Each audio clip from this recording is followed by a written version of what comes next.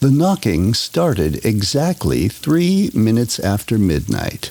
Not the kind of knocking you'd expect at a front door. Not a neighbor or late-night delivery. This was different. 3 precise taps in succession, emanating from somewhere beneath my bedroom floor. I'd been lying awake, staring at the water stains spreading across my ceiling like a Rorschach test, when the sound cut through the building's typical nighttime creaks. Tap, tap, tap. Then silence. I held my breath, straining to listen, convinced I'd imagined it. Then again. Tap, tap, tap. Rhythmic, deliberate, as if something was trying to get my attention. I rolled over, fumbling for my phone to check the time. 12:03 a.m. My third night in apartment 7D, and already I was hearing things. But that was the price of desperation, $850 per month for a one-bedroom in the heart of the city, utilities included. A miracle in this housing market. When Lena from University Housing had emailed me the listing, I'd been certain it was a scam. When I first read the email, I'd nearly spat coffee across my laptop screen. Properties like this didn't exist anymore. Not at this price. Not in this neighborhood. Not with the current housing crisis forcing graduate students into sixth-floor walk-ups in neighborhoods where gunshots served as alarm clocks. I'd responded immediately, fingers trembling as I typed, certain someone else would claim it before I could. "It's legitimate," she assured me over coffee the next day, her expression oddly guarded. "The building has specific requirements. They prefer graduate students, quiet tenants, people who keep to themselves." I'd laughed, stirring another sugar packet into my coffee. That's me, the invisible roommate. It was entirely a joke. My undergraduate years had passed in a blur of library corners and empty dining halls at odd hours. I'd perfected the art of academic ghosting, present enough to excel in courses, absent enough that most classmates couldn't quite recall my name. She continued with a somewhat guarded tone. "There's just one unusual stipulation. The apartment has a blocked-off section, a small room that remains locked. It houses the building's electrical equipment for your floor. You won't have access to it, and maintenance will occasionally need entry when you're not at home." A locked room I couldn't access? In Manhattan real estate, that was practically a bonus. Less space to furnish. I pictured a closet-sized utility space, perhaps with a breaker box or ancient fuse panel. "The superintendent is very particular about noise," she added, sliding the application across the table, "especially at night. They value tenants who respect the building's unique atmosphere." I noticed a tremor in her hand as she pushed the papers toward me. A flicker of something, concern, warning, crossed her face. There and gone so quickly I might have imagined it. "Is there something I should know about this place?" I asked, pen hovering over the signature line. She hesitated, glancing over her shoulder as if checking for eavesdroppers in the half-empty campus coffee shop. "Just, if you hear anything unusual, try to ignore it. Old buildings make noises. It doesn't mean anything." I'd signed without further hesitation. Graduate housing was full. My program started in 3 weeks, and I couldn't afford to be choosy. The superintendent, Mr. Carav, had greeted me with the enthusiasm of a funeral director when I arrived, his sallow face and sunken eyes suggesting a man who rarely saw daylight. He'd given me a cursory tour of the pre-war building, his voice a monotone recitation of rules that seemed excessive even for New York. No guests after 10 p.m., no music or television above the conversational volume, and under no circumstances was I to disturb the locked room at the back of my apartment. "What's in there?" I asked. His gaze had slid away from mine. "Electrical equipment. Very sensitive, very particular. The door remains locked for your safety." I'd noticed how he emphasized the word safety, as if electrical hazard was the least of potential dangers. "Does anyone else have a locked room in their apartment?" I'd asked, trying to keep my tone casual. His right eye twitched slightly. "No, the 7th floor has unique infrastructure requirements." Now, as the knocking continued beneath me, tap, tap, tap, I wondered what kind of electrical equipment knocked back.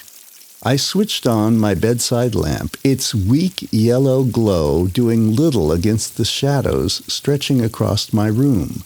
The knocking stopped immediately. I swung my legs over the edge of the bed, my bare feet meeting the cold hardwood. The floor creaked beneath my weight, the sound unnaturally loud in the silence that followed. "Hello," I called, feeling ridiculous. "Is someone there?" Nothing, just the faint hum of the ancient radiator and the distant sound of traffic 7 floors below. I stood, wrapped my arms around myself against the unusual chill. August in New York should have been sweltering, especially in a building this old, but my apartment maintained a persistent coolness that no amount of fiddling with the ancient thermostat seemed to affect.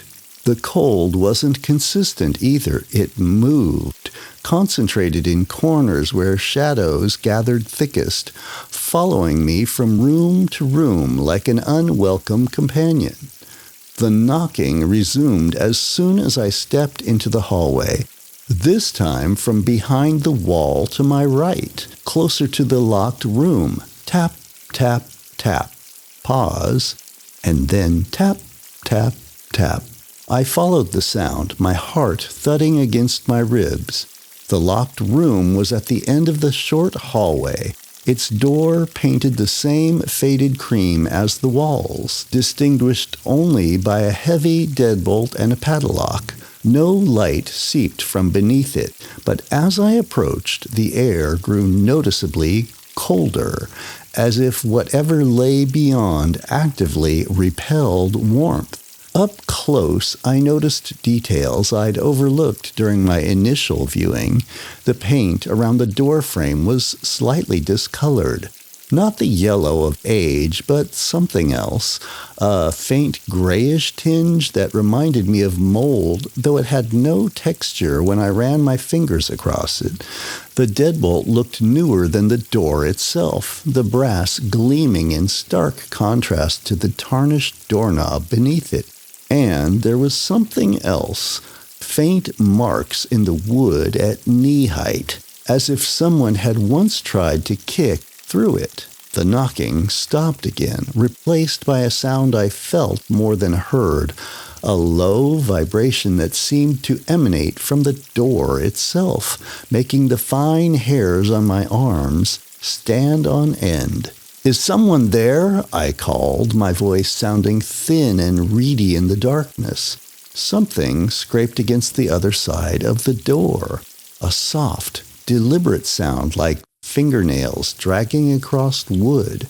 I staggered backward, nearly tripping over my own feet in my haste to retreat. The scraping stopped, followed by a silence so complete it pressed against my eardrums. I stood frozen in the hallway, heart racing, as the seconds stretched into minutes. Nothing. The back of my neck prickled, a visceral sensation of being observed.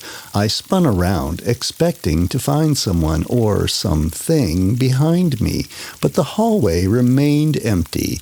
Yet the feeling persisted, intensified, as if eyes pressed against the locked door's keyhole, studying me with cold, calculating interest. Eventually, I convinced myself it was just the building settling, old pipes contracting in the night air. I'd grown up in the suburbs with modern construction. Of course, a century-old building would make strange noises. I returned to bed, pulling the covers up to my chin despite the lingering warmth of the summer night, and eventually drifted into uneasy sleep. I dreamed of corridors, endless, identical passages with doors lining both sides, each firmly closed except one that stood slightly ajar, light pulsing from within. In the dream, I moved toward this door, drawn by a compulsion I couldn't name. As I reached for the handle, I realized the door was impossibly cold, my fingers adhering to the metal like tongue to frozen steel. I tried to pull away, but remained fixed in place as the door slowly opened wider, revealing not a room, but a vast, empty space, where perspectives seemed wrong somehow, distances folding in on themselves, and from this wrongness came whispers, countless voices speaking in unison, too quiet to comprehend, but growing louder with each second. The next morning, warm sunlight streamed through my windows, making the previous night's unease seem absurd. I dressed for my campus orientation, deliberately avoiding looking at the locked door as I passed it on my way out. In the light of day, my reaction seemed embarrassingly dramatic, the product of an overactive imagination and first-night jitters in a new place. Mr. Carav was in the lobby, methodically mopping the cracked marble floor in slow, sweeping arcs. He looked up as I approached, his perpetual frown deepening. "Did you sleep well?" he asked, though his tone suggested he already knew the answer. "Fine," I lied. "The building makes some interesting noises at night." His mop stopped mid-stroke. "What kind of noises?" "Just knocking from the walls. Old pipes, I guess." Something flickered in his sunken eyes. Recognition, perhaps, or concern. "Buildings this age have their quirks. Nothing to worry about." He resumed mopping, his movements more agitated than before. "If you hear anything unusual, it's best to ignore it. Some sounds aren't meant to be understood." I nodded, unsettled by his choice of words, and hurried out into the comforting normality of the city's morning hustle. As I navigated the crowded sidewalks toward campus, the dream lingered in my periphery, details surfacing like debris after a flood, the cold metal of the door handle, the spatial wrongness of what lay beyond, the whispers that seemed to know my name.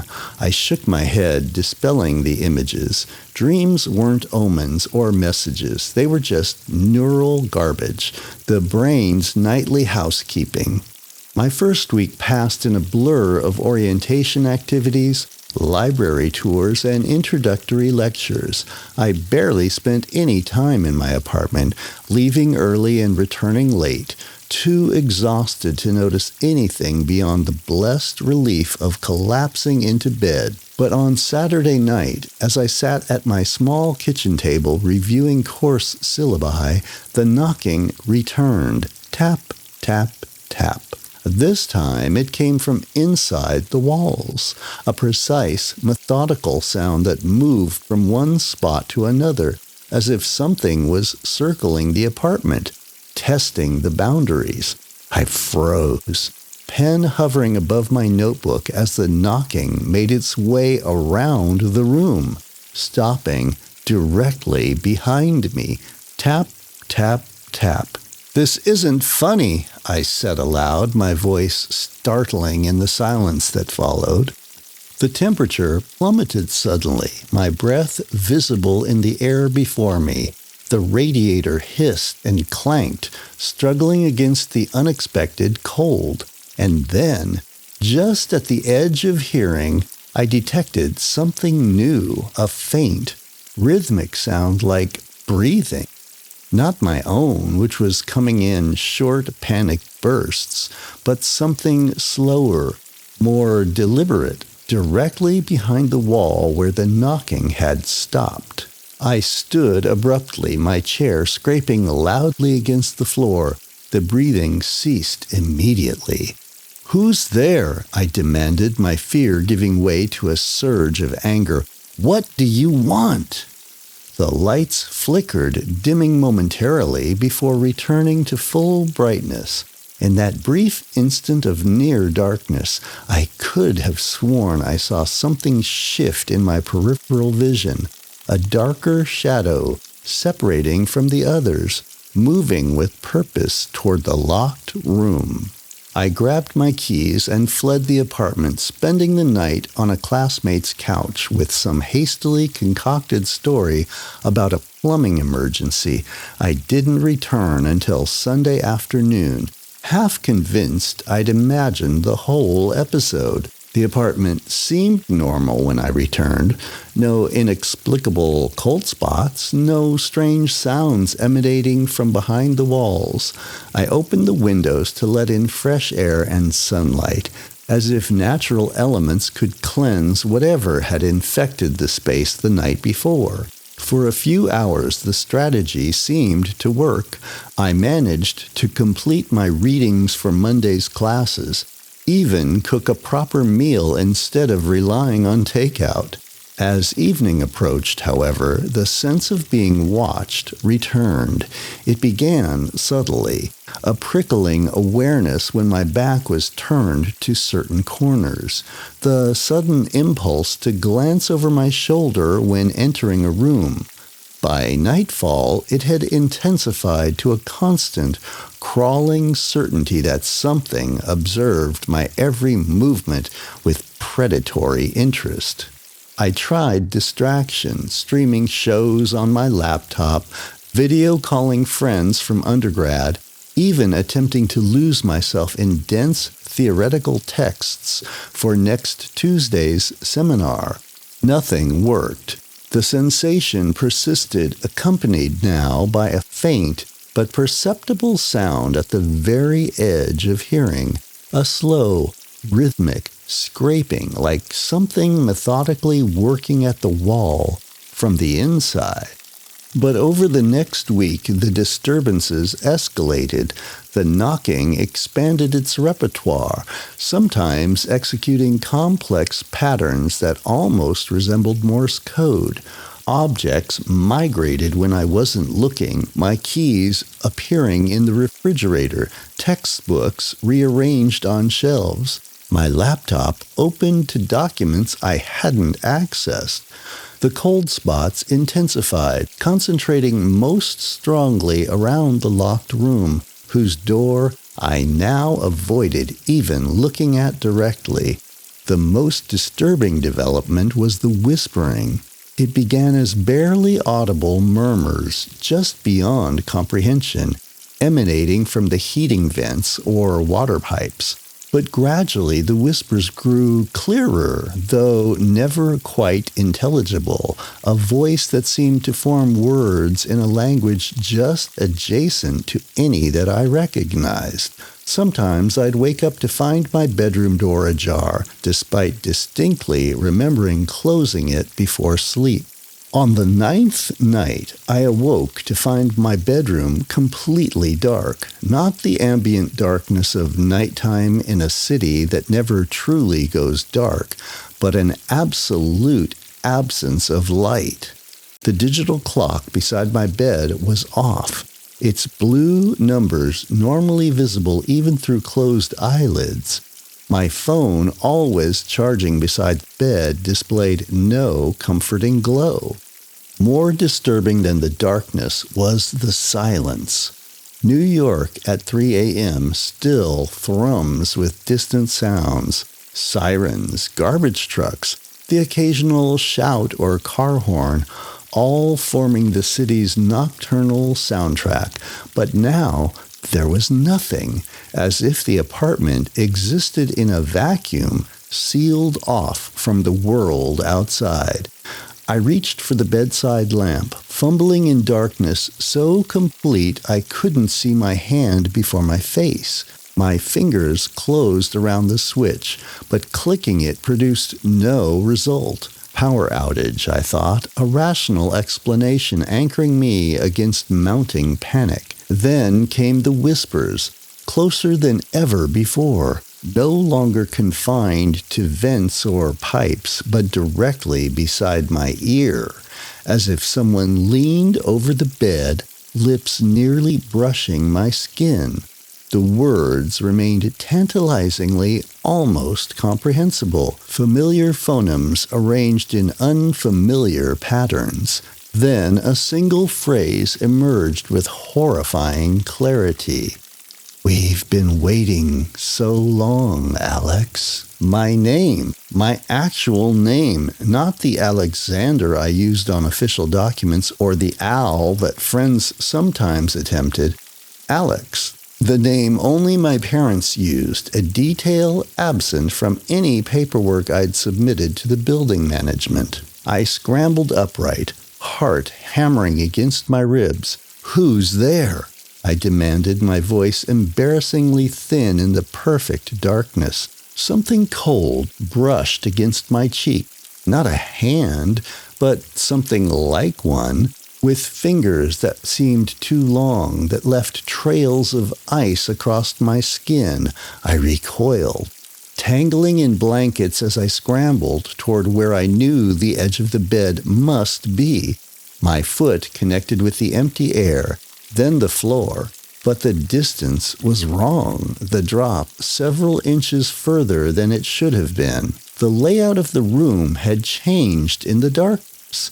I staggered forward, hands extended, expecting to encounter the dresser placed against the wall opposite the bed.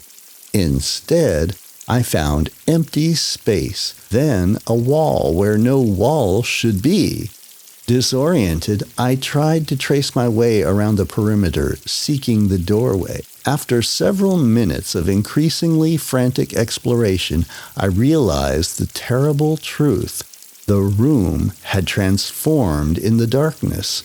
The dimensions were wrong, the furniture absent or displaced, the doorway simply gone, as if the architecture itself had reshaped around me while I slept. The whispers intensified, now seeming to come from everywhere at once, from the walls, the ceiling, the floor beneath my bare feet. Even from the darkness itself, they overlapped, contradicted, unified in discordant harmony that somehow conveyed meaning despite linguistic incoherence. "We are hungry. We have waited. The door opens both ways." Then, as suddenly as it had vanished, normality returned. My bedside lamp clicked on of its own accord, illuminating my bedroom exactly as it should be. Dresser against the wall, door slightly ajar, dimensions correct and familiar. The whispers cut off abruptly, leaving only the welcome intrusion of city sounds filtering through the windows. I sat on the edge of my bed until dawn, afraid to sleep, afraid to move, wondering if I had finally descended into the particular madness New York sometimes cultivates in newcomers, a psychosis born of isolation despite constant proximity to millions of other souls. After nearly 2 weeks of escalating phenomena, I finally broke. I pounded on Mr. Carav's door at 2 a.m., past caring about appropriate hours or building protocol. He answered surprisingly quickly, wearing the same stained sweater I'd seen him in that morning. His bloodshot eyes suggested he hadn't been sleeping either. "It's the room, isn't it?" he asked before I could speak. I nodded, wrapping my arms around myself against the hallway's chill. He sighed heavily, motioning me inside his apartment. a mirror image of mine but cluttered with decades worth of accumulated objects. Every available surface was covered with books, papers, and strange artifacts that might have been religious icons from various traditions. Heavy curtains blocked the windows, and the air smelled of incense and something else, something medicinal and bitter. I noticed with unease that his apartment lacked the hallway that, in mine, led to the locked room. Where that corridor should have been, a solid wall stood, covered in framed photographs of what appeared to be former tenants. Dozens of faces spanning decades, judging by the clothing styles and photographic quality. They shared no obvious physical characteristics, these people, yet something in their expressions connected them. A wariness around the eyes, a tension in their smiles. "Sit," he said, gesturing to a warm armchair while he lowered himself into a sagging couch. "How much do you know about the building's history?" "Nothing," I admitted. "Just its pre-war." "Pre-both wars," he corrected. "The Carnegie was built in 1897 as a residential hotel for individuals of particular sensitivities. That was the polite term then for those society wished to keep hidden. The deformed, the mentally afflicted, those with unusual appetites or beliefs." He paused, watching my reaction carefully. "The 7th floor housed those deemed most problematic." I shifted uncomfortably. What does this have to do with the locked room in my apartment? "The Carnegie has 34 apartments," he continued, as if I hadn't spoken, "but the original blueprints show 35. The discrepancy is your locked room. Officially, it doesn't exist." "That's ridiculous. I've seen it. It's right there in my apartment." He shook his head. "Architectural records, tax assessments, building inspections. None acknowledge its existence. It appears on no floor plan, no official document. Even the building's ownership group refers to it only as the maintenance space." He leaned forward, his voice dropping to near whisper, "Because what's in that room was never meant to leave it." A chill ran through me, unrelated to the building's perpetual coldness. "What are you saying?" "In 1931, a tenant in 7D, your apartment, reported strange sounds coming from behind a sealed wall. Management investigated and discovered a small room that had been walled off during earlier renovations. Inside, they found—" He hesitated. "Well, the official record states they found nothing but old furniture and rats' nests. Unofficially, they found evidence of occupancy, a recent occupancy, though no one could explain how anyone could have survived in a sealed room for decades. Since the building's construction." "That's impossible," I said, though my certainty felt hollow against the evidence of my own experiences. He rose, moving to a cluttered bookshelf where he extracted a slim volume bound in faded red leather. "The building manager at the time kept a private journal. Listen to his account." He opened the book carefully, as if the pages might crumble at too rough of a touch, and read aloud. "April 17th, 1931. The wall was removed today at tenant Miriam Holloway's insistence. What we found defies explanation. The room beyond showed signs of habitation, a chair, a small table. various personal artifacts, yet has been sealed for at least 40 years, since the Marxham renovation of 1891. More disturbing were the markings on the walls, symbols resembling no language I can recognize, drawn in a substance that Dr. Patterson suggests is not paint, but organic in nature. Most inexplicable was the door on the room's far wall, a door that, according to the building schematics, should open into the empty air 7 floors above Park Avenue. He closed the book, watching me carefully. They sealed the room again within days. Ms. Holloway vacated the apartment shortly thereafter, leaving behind most of her possessions and a note claiming, "It knows my name now." My mouth had gone dry. A door to nowhere? A door to somewhere, he corrected, just not somewhere accessible by conventional means. He returned the journal to its shelf. The room was renovated into a storage space, then an electrical closet, then sealed off again in the 1970s after 3 maintenance workers experienced simultaneous nervous breakdowns after servicing the equipment there. Each man later claimed he'd heard something whispering to him from inside the walls, something that knew their names, their fears, their darkest secrets. I thought of the whispers I'd heard, the sense of something listening just beyond perception. Why wasn't this room just destroyed, filled with concrete or something? They tried in 1983. The construction crew refused to continue after 2 days, claiming their tools would not penetrate the room's far wall, the one with the door.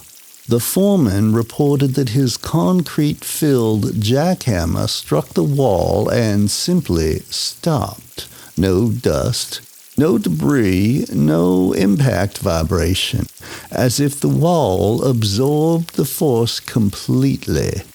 He rubbed his eyes warily. One worker attempted to continue despite warnings. His jackhammer supposedly pierced the surface and he trailed off. And what?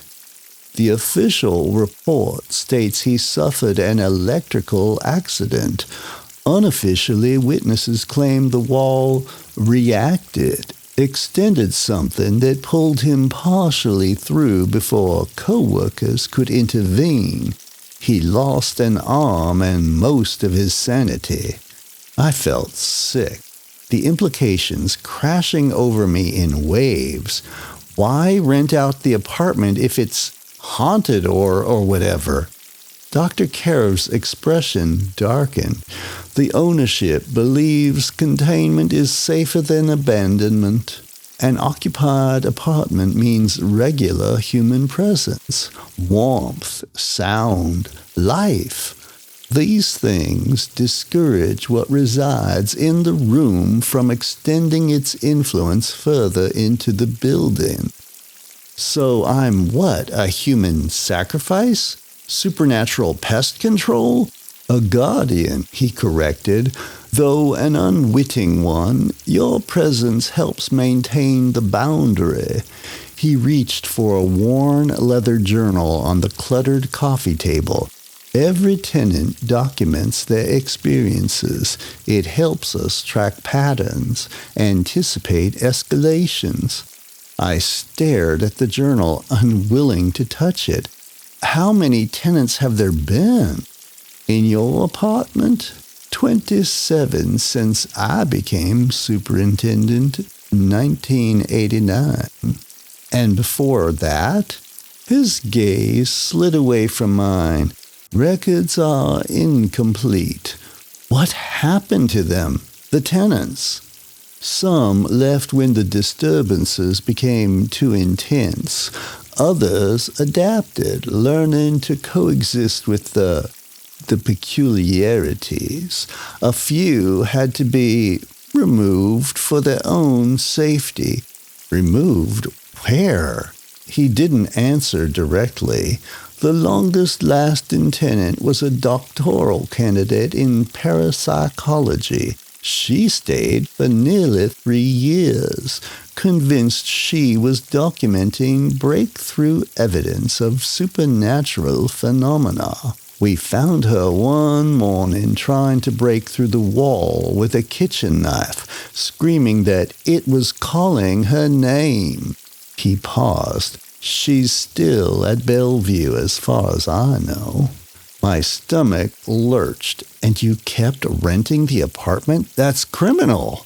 The alternative is worse, he said simply. When 7D remains unoccupied for too long, the influence spreads. Other apartments begin to experience phenomena. The entire floor becomes uninhabitable. In 1976, before I arrived, the ownership had tried leaving it vacant. Within months, the entire building reported disturbances. A child on the 3rd floor disappeared. Last seen walking into a maintenance closet that, when opened by frantic parents, revealed only pipes and cleaning supplies. Was she found? I asked, though I already knew the answer.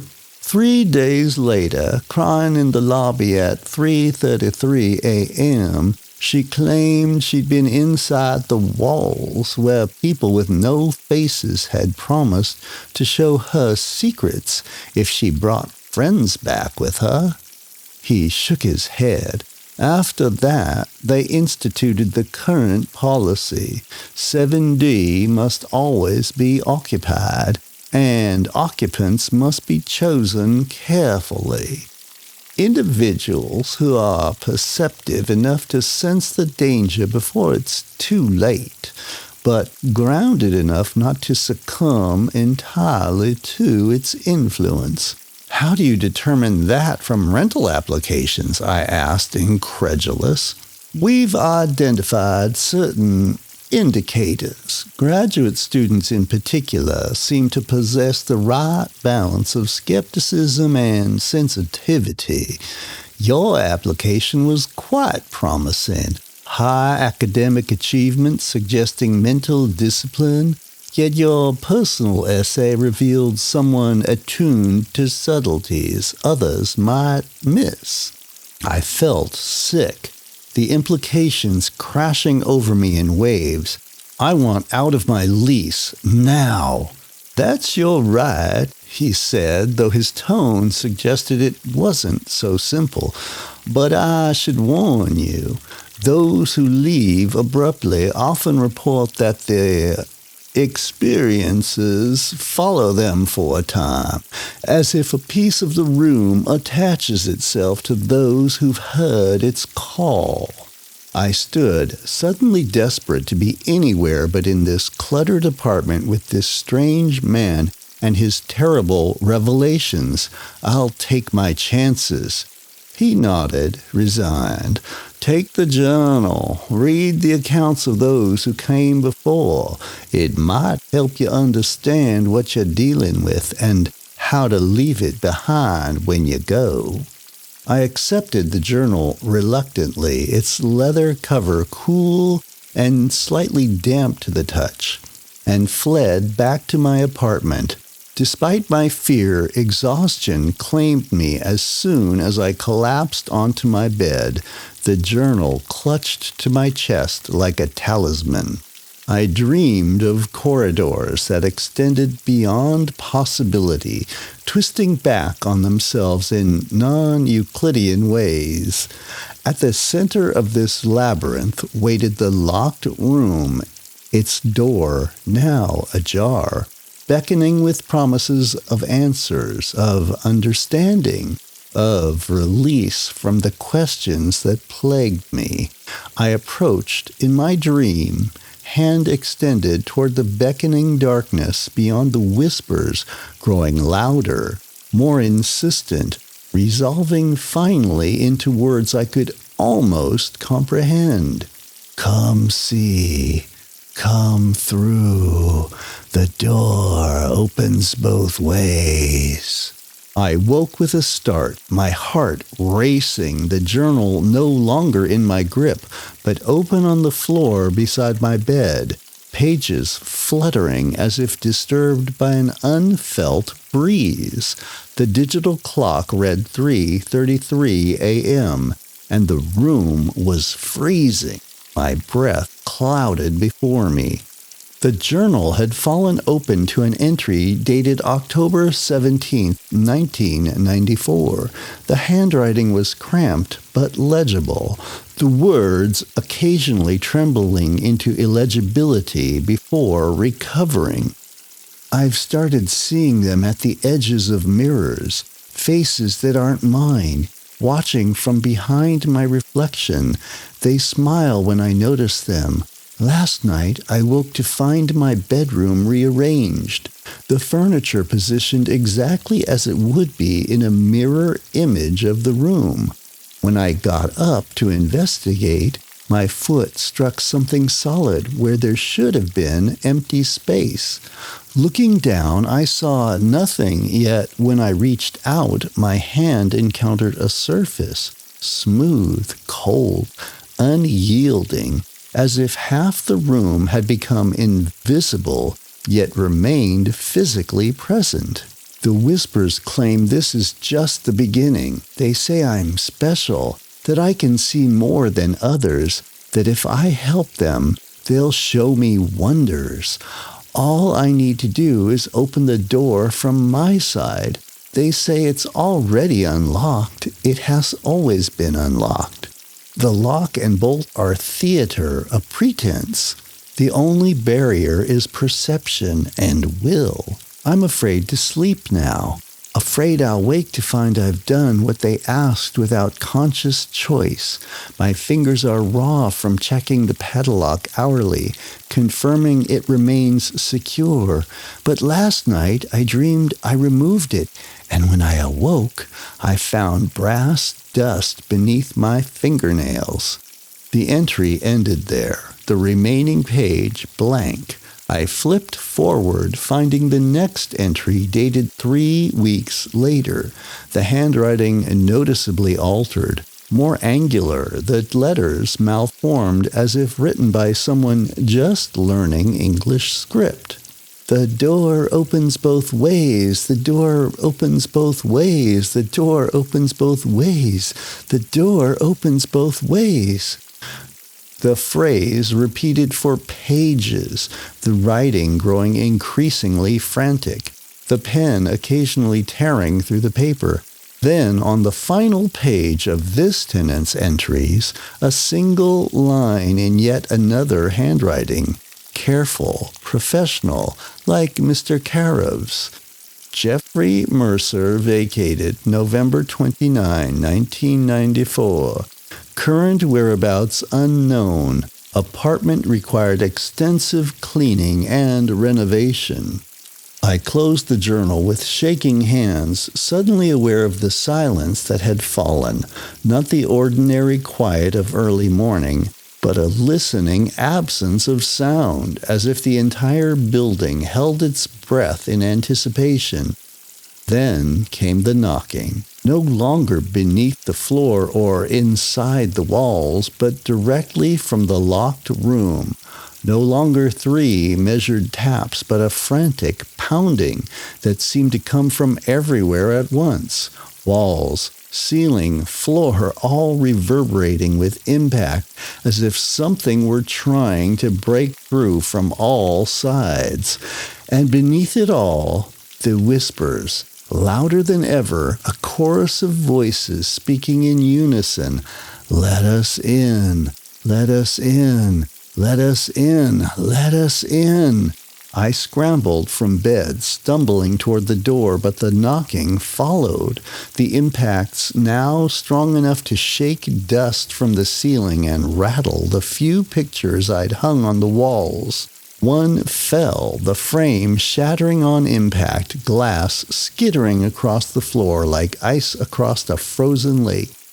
The apartment door wouldn't open. I twisted the knob, yanked it with all my strength, even threw my shoulder against it, but it remained immovable, as if sealed by something stronger than locks or hinges. The pounding intensified, punctuated now by what sounded like scratching, hundreds of fingernails dragging across every surface, seeking entry. I backed away from the door, retreat taking me inexorably toward the only other option, the locked room. The whispers rose to a fever pitch, a cacophony of voices begging, demanding, pleading for entry. The journal lay forgotten on my bedroom floor, but I suddenly knew with terrible certainty what I would find within its pages. Accounts of this exact moment, this point of escalation, described by tenant after tenant who had reached the same crossroads. The temperature plummeted further, cold enough now to burn exposed skin, to crystallize breath mid-air. Ice formed on the windows in impossible patterns, not the random fractals of natural frost, but deliberate designs, symbols like those Mr. Carav had described from the 1931 account. They pulsed with faint luminescence, casting the apartment in a ghostly blue light that made familiar objects seem alien, threatening. The pounding stopped abruptly, leaving a silence so complete it rang in my ears. Then, from behind the locked door, a single knock, gentle, almost polite. Tap. I stood frozen, watching as the heavy padlock on the door began to turn on its own accord, the mechanism clicking softly as it released. Tap. The deadbolt slid open next, though no hand touched it, the metal scraping against weathered wood with a sound like teeth being ground together. Tap. The door swung inward a few inches, revealing not darkness as I had expected, but a soft, pulsing light that seemed to breathe, to expand and contract with organic rhythm. The chill intensified, cold enough now to burn my exposed skin, to crystallize the moisture in the air around me. From beyond the partially open door came not the whispers I had grown accustomed to, but a voice, clear and distinct, and terrifyingly familiar. My own voice, speaking words I had never uttered. "We've been waiting for you, Alex. It's time to see what's been knocking." The voice was mine, yet fundamentally wrong, as if someone had constructed it from recordings of my speech, assembling phonemes that almost but didn't quite flow naturally together.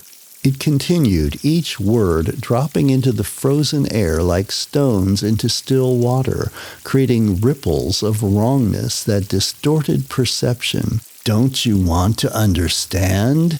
Isn't that why you came here? To learn? To see beyond the ordinary limits? We can show you everything, all the spaces between spaces, all the truths behind truths."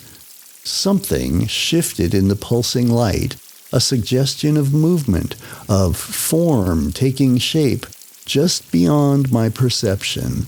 The door opened wider, an invitation, impossible to resist.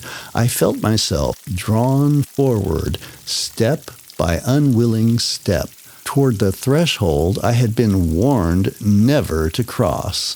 My legs moved without conscious direction, carrying me closer to the door despite the desperate screaming of every instinct.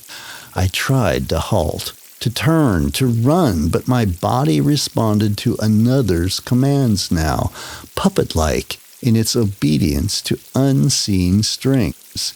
"That's right," my voice not voice encouraged from beyond the threshold. "Just a few more steps. You've been so alone, haven't you? So disconnected. We understand. We've always understood you, Alex."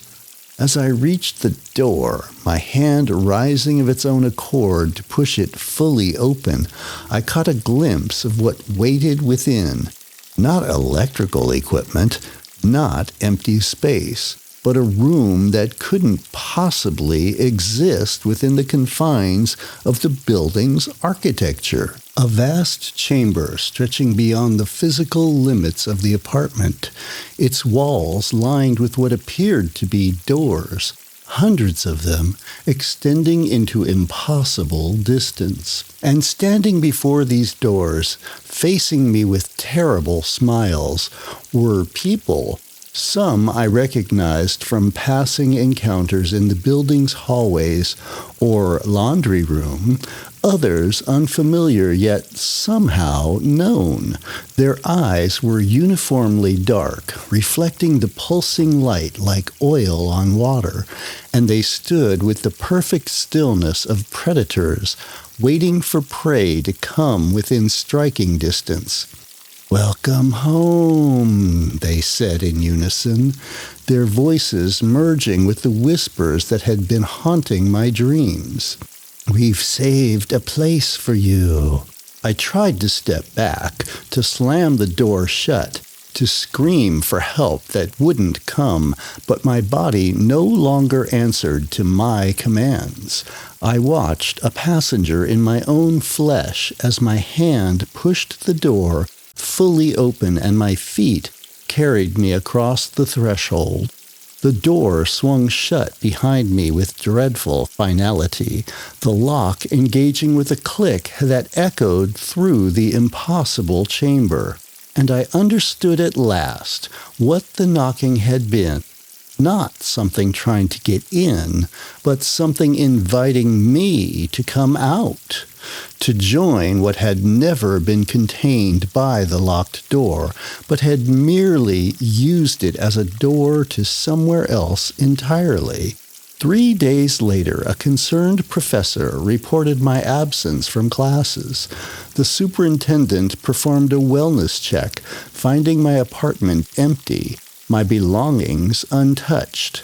The police report noted no signs of struggle, no evidence of forced entry or exit, just an empty apartment, a locked room with a broken padlock, and the lingering cold that seemed to emanate from the walls themselves. 2 weeks after that, a new graduate student moved into apartment 7D, drawn by the irresistible rent and the promise of utilities included.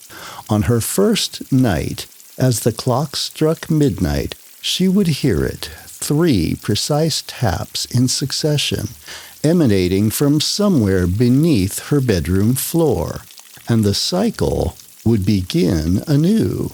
Mr. Carav stood in the empty apartment, his weathered hand resting on the newly installed padlock, securing the door at the entry of the hallway. The locksmith had left hours ago, assuring him that this mechanism was stronger than the previous one, impossible to break without specialized tools. They always said that, and it always failed. He sighed, his breath visible in the persistent cold that never quite left this space. Tomorrow a new tenant would arrive, another graduate student, carefully selected for the particular balance of sensitivity and skepticism that made for ideal guardians. The university housing coordinator had done well with this one. Her application revealed someone perceptive but grounded, curious but cautious, perfect or perfectly doomed.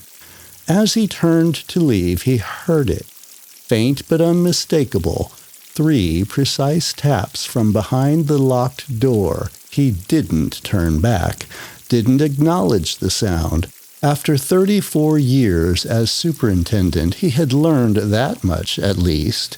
Acknowledgement was invitation. Attention was encouragement.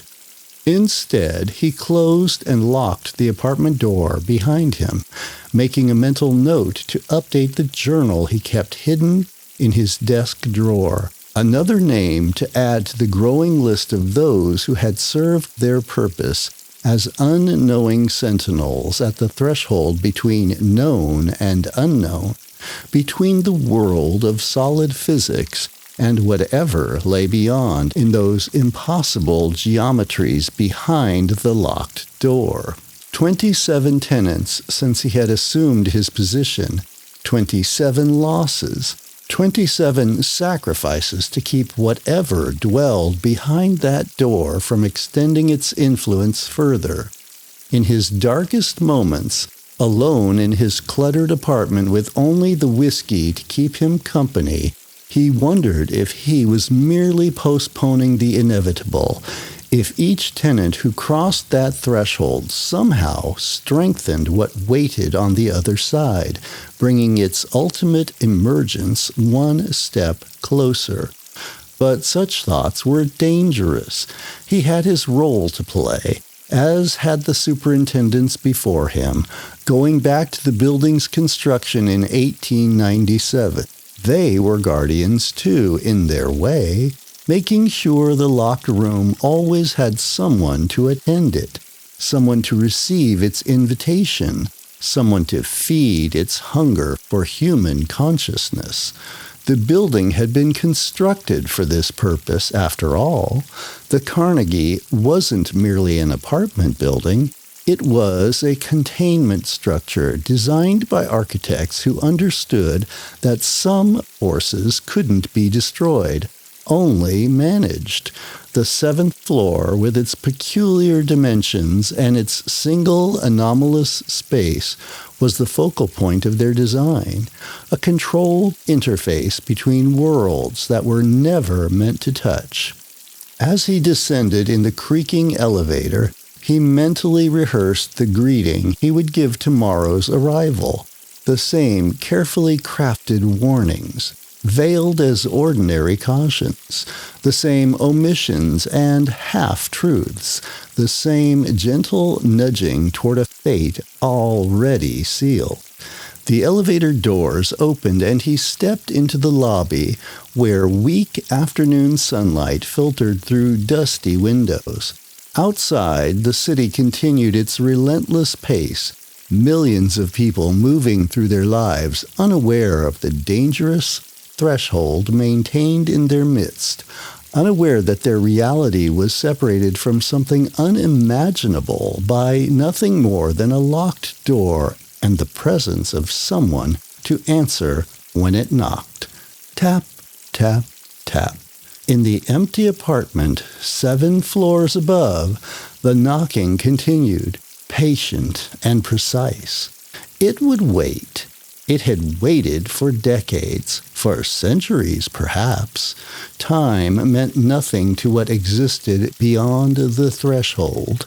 It would wait for its newest guardian, and when the clock struck midnight on her first night in apartment 7D, it would begin its gentle overture, 3 precise taps in succession, emanating from somewhere beneath her bedroom floor.